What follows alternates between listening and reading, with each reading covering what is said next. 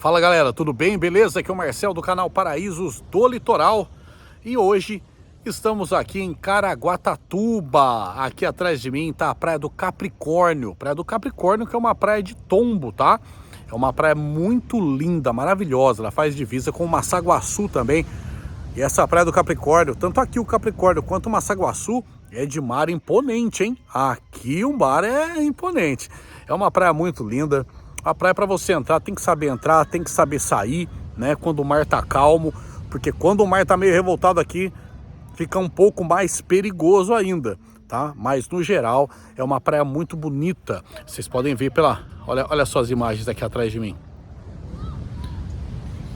Muito legal, muito bonita mesmo essa praia. Vale a pena vocês virem para conhecer, estando, né, em Caraguatatuba, conhecer a Praia do Capricórnio. Uma praia muito bonita. Lembro sempre que é uma praia de tombo, tá, gente? Tem umas casas bonitas aqui atrás, né? Lembrando sempre que somos corretores de imóveis, Mapri Corretores de Imóveis, caso você tenha interesse em adquirir imóveis, não só em Ubatuba, como aqui em Caraguatatuba também.